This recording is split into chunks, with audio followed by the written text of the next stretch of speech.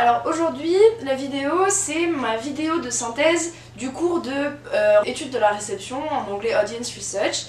Donc je vais faire une petite synthèse des apprentissages qui sont ressortis de mon cours sur 3 niveaux. Donc le premier ça va être le niveau de la pratique, le second ça va être le niveau théorique et le troisième ce sera un peu les perspectives de futur que j'ai cernées à travers mon projet personnel. Il a fallu réaliser une vidéo et j'avais pu le faire aussi à la session dernière dans un autre cours similaire.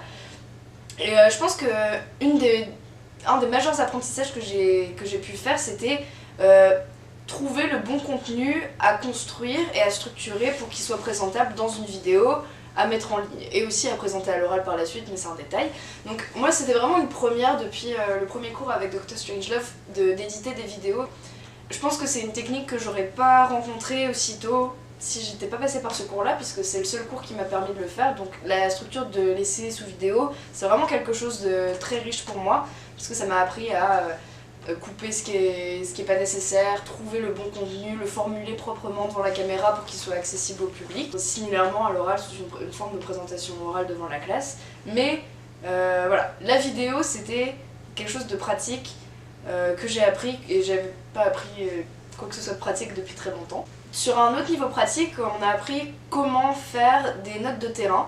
Donc moi je pensais que c'était quelque chose de plutôt spontané, de plutôt intuitif, mais en fait il y a vraiment des codes à respecter sans mettre trop de bornes pour pas que la pensée soit trop contrainte.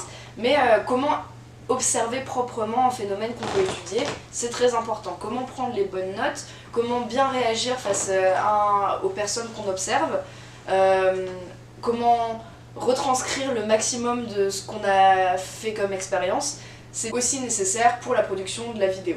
Donc voilà, au niveau pratique, faire une vidéo, prendre des notes de terrain et par la suite coder les informations que j'ai récupérées sur le terrain, c'était majoritairement ce que j'ai appris au niveau pratique. Au niveau théorique, il y a 2 aspects qui m'ont fort marqué. Le premier c'est celui du gros débat au sein de la communauté intellectuelle et de chercheurs entre utiliser la méthode qualitative ou la méthode quantitative. Donc on a vu qu'il y a une espèce de conflit entre le domaine plus sciences dures, donc ce qui est économique, sciences politiques, business, sur utiliser les chiffres, les statistiques, quelque chose de très traditionnel au final.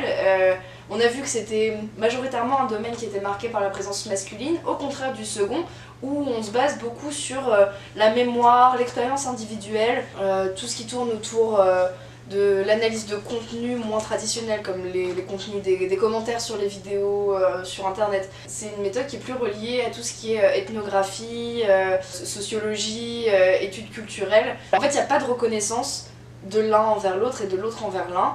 Les uns disent que les autres sont pas assez rigoureux, les autres reprochent au premier d'être trop traditionnel et de pas ouvrir les perspectives. Et nous on a vu au final que c'est simplement des outils de recherche qui sont plus efficaces en complémentarité. Donc je pense que c'est une approche théorique qui est super importante dans la perspective de créer de la connaissance scientifique par la suite. Et la deuxième perspective théorique c'était cette espèce de dualité des perspectives sur ce que c'est qu'un public. Donc il y a la perspective libérale qui implique que les goûts d'un individu et d'un public sont influencés majoritairement par l'industrie. Donc l'industrie crée une influence forte qui fait émerger des points d'intérêt chez le public. Donc c'est plutôt une espèce de schéma unilatéral qui part de l'industrie vers le consommateur plutôt qu'un cercle. Et dans une autre perspective plus conservatrice, on met au centre du mécanisme de consommation du public la notion d'individu, donc des choix personnels, c'est toi qui fais tes propres décisions dans ta vie, tu es responsable, tu es autonome. Et du coup ça fait un schéma plus circulaire d'offre et de la demande, plus traditionnel au niveau, enfin plus un schéma économique. Et puis donc la dernière partie que je voulais aborder c'était quels apports personnels j'ai récupéré de ça. Donc il faut se rappeler que pendant le cours on a beaucoup travaillé sur les projets individuels de chacun, on a présenté régulièrement nos avancées dans nos travaux et je pense que c'était vraiment quelque chose qui a ouvert des perspectives par rapport à l'importance de nos centres d'intérêt actuels pour comprendre les dynamiques du monde qui nous entoure. Donc on est tous en train de se former probablement en futur, en tout cas des individus qui vont essayer de comprendre la complexité du monde qui les entoure. Et je pense que c'était important de réaliser que Il y a une diversité de centres d'intérêt qui peuvent faire émerger une compréhension beaucoup plus complexe du tissu qui crée notre monde très connecté aujourd'hui, et qu'il n'y aura personne d'autre que nous qui pourront faire ce travail à l'avenir, puisqu'on est ceux qui grandissons dedans et qui construisons le monde de demain.